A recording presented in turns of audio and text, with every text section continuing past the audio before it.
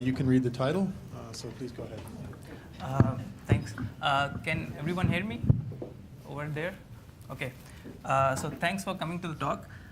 So I'll be talking about bounded round quantum communication complexity of disjointness. And this is joint work with Mark Braverman, Young-Kun Ko, Jieming Mao, and Dave Touchette. Okay. So let's start by defining what quantum communication complexity is. So in this setting, there are two parties, Alice and Bob, and they have classical inputs. Alice has X, Bob has Y. These are classical inputs. You can think of them as, let's say, n-bit strings. And their goal is to compute a classical function of their inputs, f of xy. So typically, f is just a Boolean function. Okay? At least for this talk, you can assume f is a Boolean function. But in the process of computing this classical function of the inputs, they are allowed to communicate using quantum resources. Okay? So what does that mean? So Alice and Bob initially start with an arbitrary entangled state on registers A0 and B0. So I must say I'm a bit ashamed, almost ashamed to say that after hearing Ronald Hansen's talk and learning how hard it is to even generate one E-bit of entanglement. But okay, that's the setting. So. Although we are proving lower bounds, so this assumption only makes our results stronger. Okay. So yeah, so Alice and Bob share an arbitrary entangled state independent of their inputs x and y. Now Alice has this register A0, Bob has register B0. Initially, Alice applies a unit-free transformation on the register A0 depending on our input x. And this transforms the register A0 to registers A1 and C1. And Alice sends over C1 to Bob. Okay. After that, we have the state psi x, which depends on x, on registers A1, C1, B1. A1 is with Alice, C1 and B1 are with Bob. And Bob applies a unitary transformation on the registers C1 and B1 and transforms them to B2 and C2. Okay. And this transformation will depend on Bob's input. And then Bob sends the register C2 across. Okay? And this will go on for a while. Let's say after the ith round of the protocol, the state condition on the inputs x and y looks like this. It's some arbitrary pure state on registers AI, CI, BI. The register AI is with Alice always. The register BI is with Bob always. And the register CI could be with Alice or Bob, depending on whether I is even or odd. Okay? And this process will go on for some number of rounds. We'll denote that by R.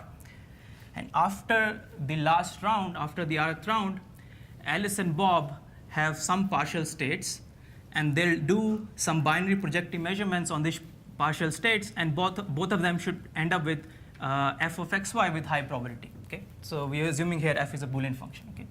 So that's the model. And the total communication cost is summation over I of the log of the dimension of these CIs. The CIs are the registers which are being sent across the channel. Okay? So this is the setting. And what is quantum communication complexity of a function?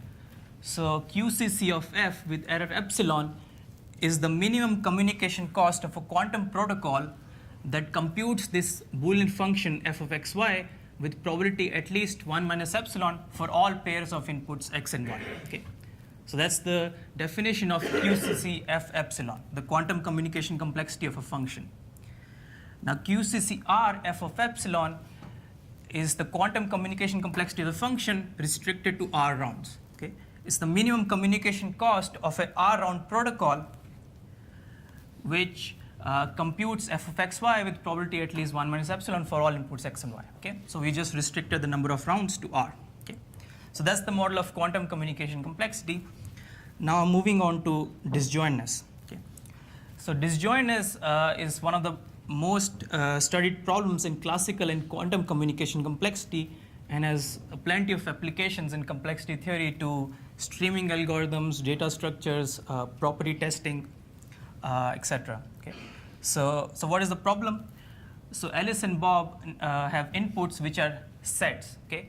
The inputs are subsets of a universe of size n.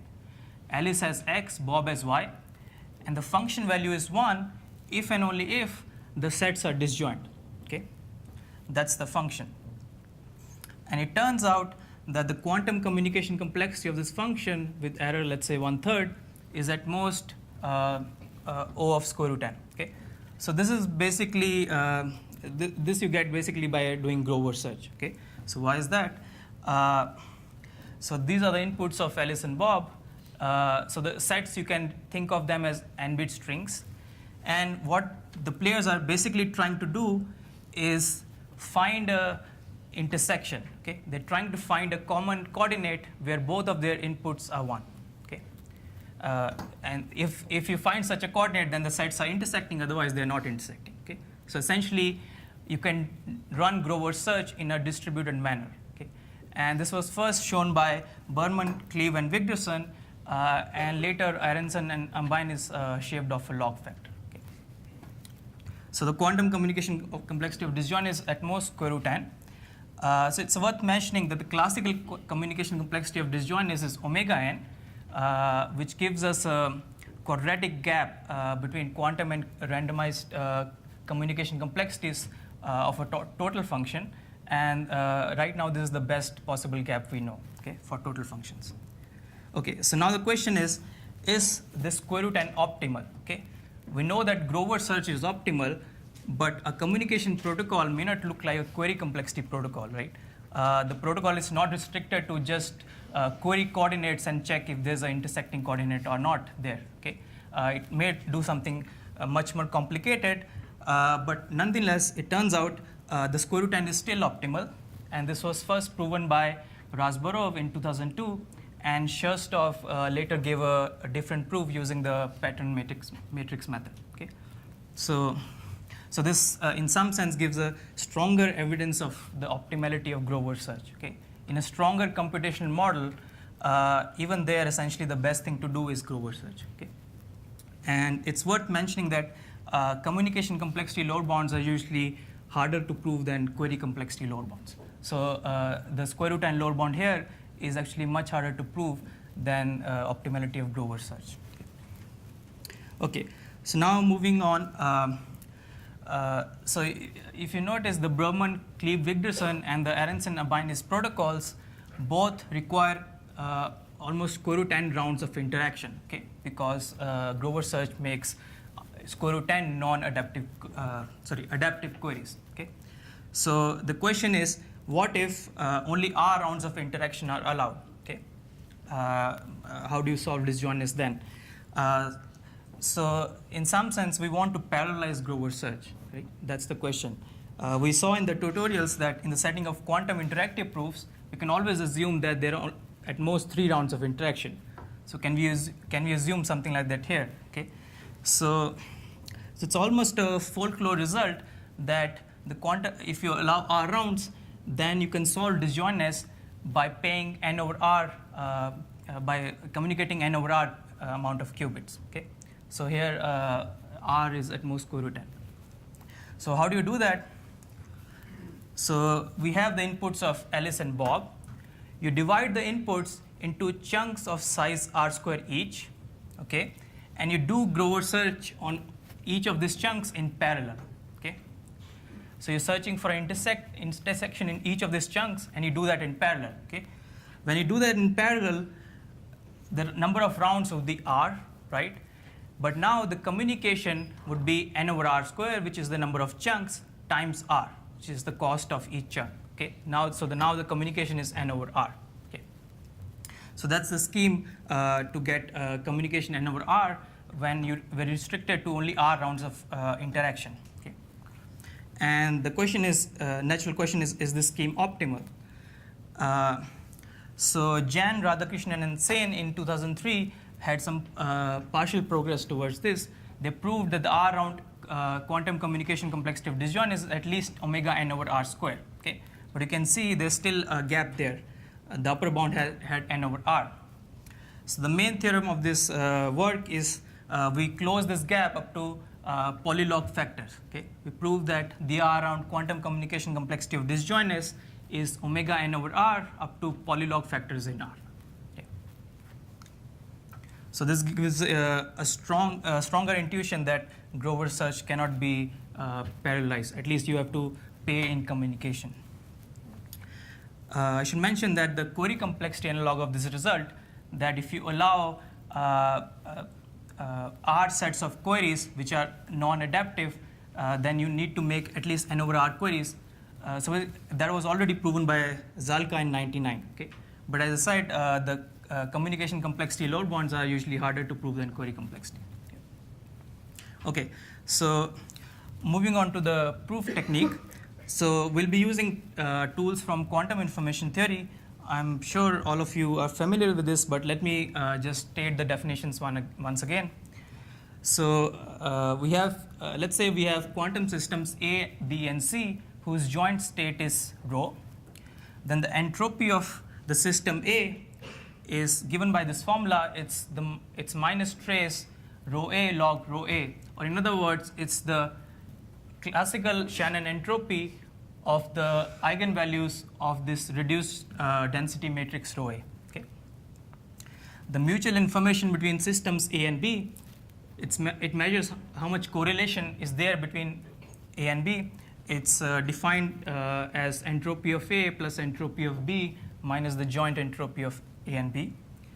The conditional mutual information between A and B condition on C, it's the amount of correlations between A and B from the point of view of C. It's the mutual information between A and the systems BC minus the correlation or the mutual information between A and C. Okay, that's a natural definition.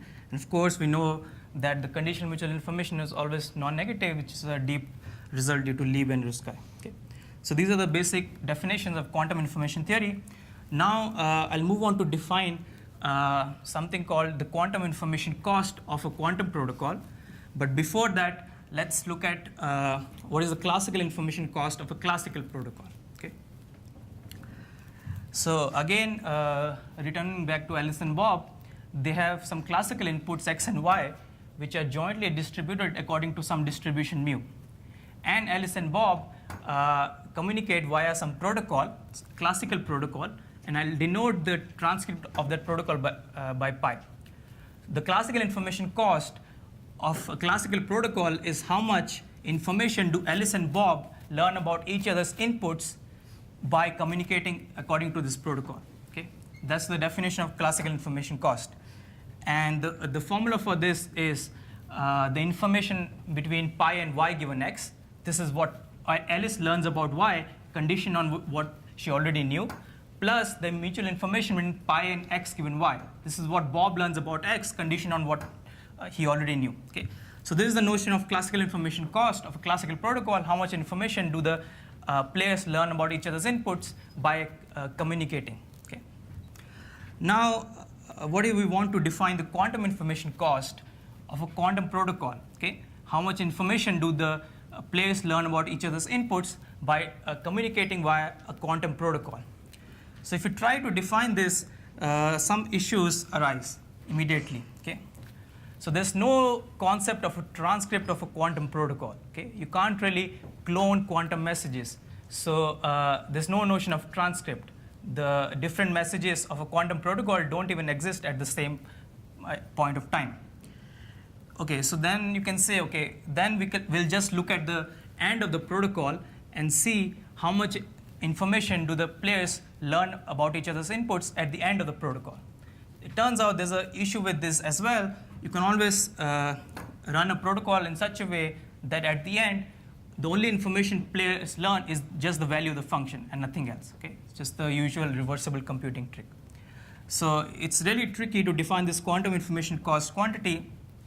But fortunately for us, Touchette already defined this in his paper in 2014. Okay?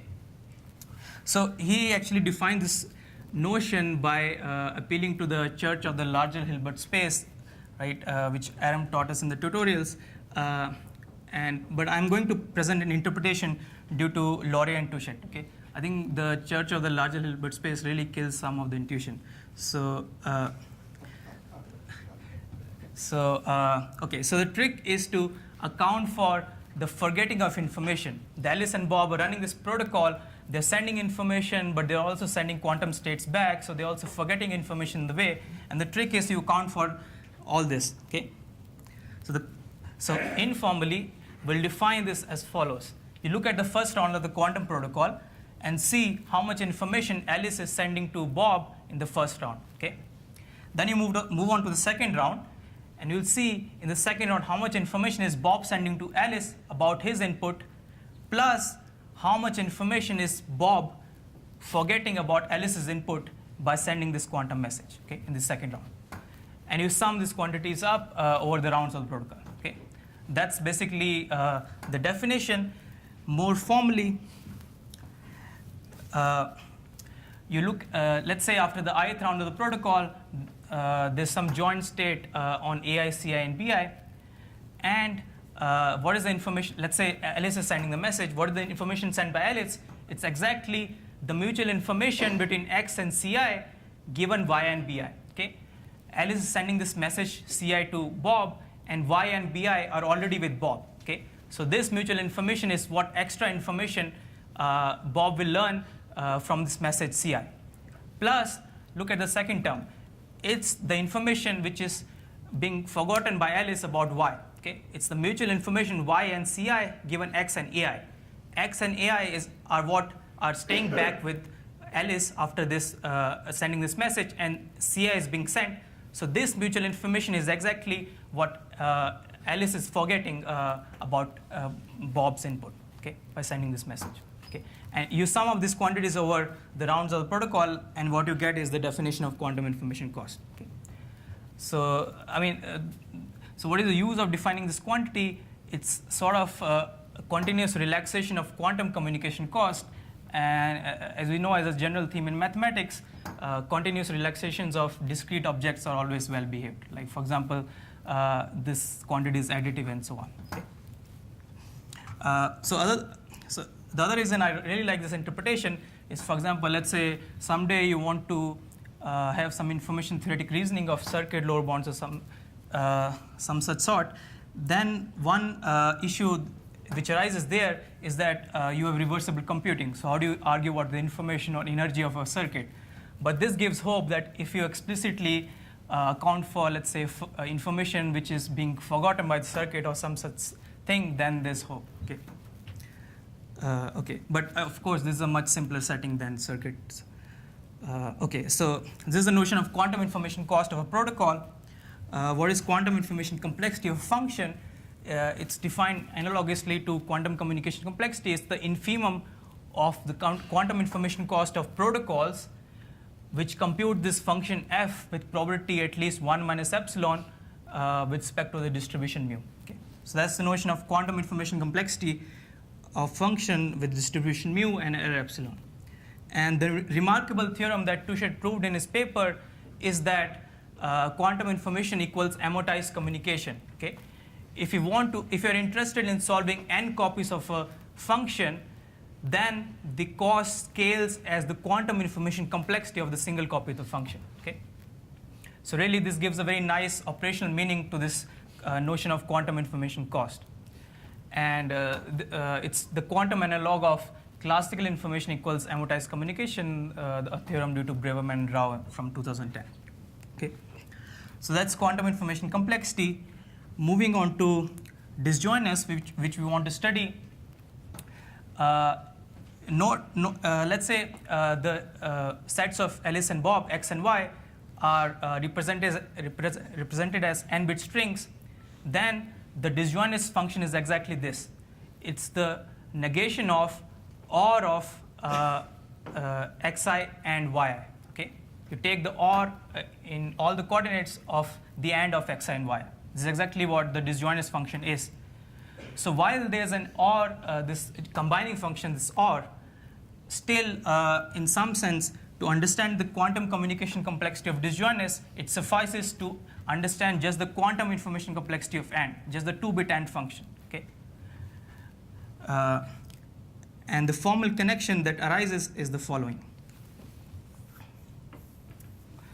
So we'll consider a distribution for the 2-bit AND function, okay, which looks like this. Okay?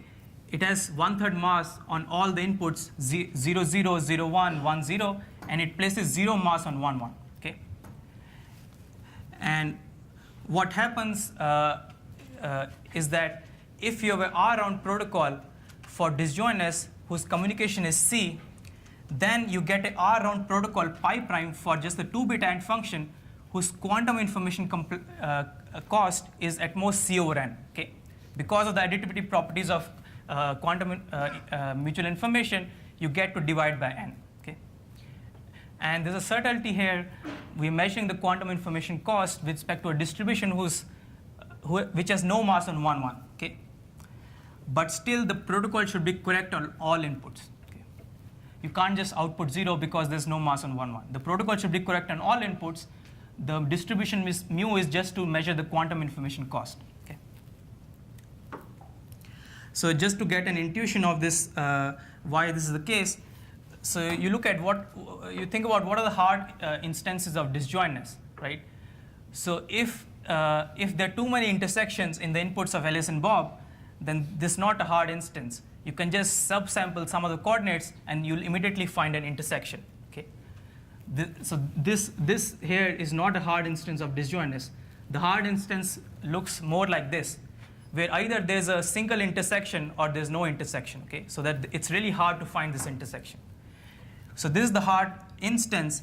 And now in this hard instance, if you look at a typical coordinate, then the mass on 1, 1 in that coordinate is almost 0, right? It's something like 1 over m. So that's the intuition that for the AND function, you should consider distributions which have no mass on 1, 1. Okay? So if you're familiar with the classical proof of disjointness, this step is exactly the same as there. Okay? Okay. So now the theorem that we prove is that any R-round protocol pi for computing the 2-bit AND function has quantum information cost, which is at least omega 1 over r, okay, with respect to this distribution. And this immediately gives us a lower bound for disjointness. So you're wondering where this 1 over r comes from. There's a matching upper bound up to polylog factors for this AND function, and it's related to this the solution to this Elitzer-Weidmann-Baum testing problem. Okay?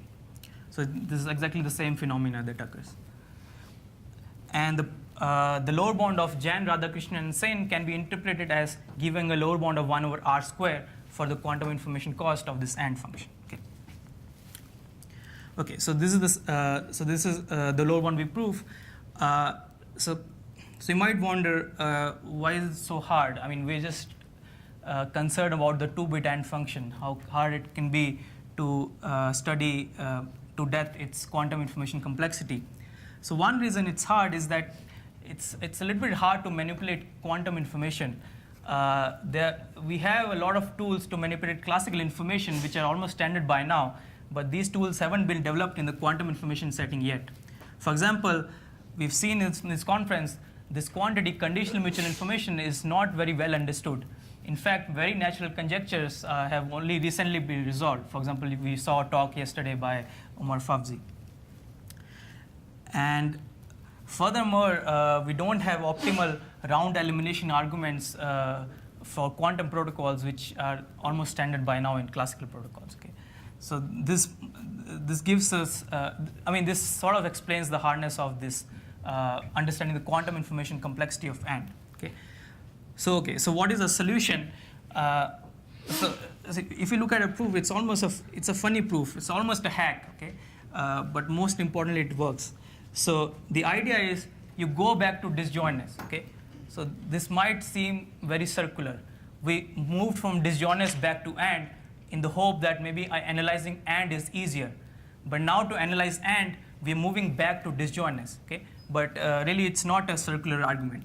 So what we really prove is that if you have an R-round protocol for AND whose quantum information cost is lit low 1 over r, then you get another protocol for k copies of disjointness of size r square, whose quantum communication complex cost is k times lit low of r, and success probability is at least 2 to the minus k. Okay? So you can solve k copies of disjointness much better than you can solve one copy of disjointness, okay, in an amortized sense. Okay. And this here is impossible by known direct product theorems of Clock, Spalek, and Wolf,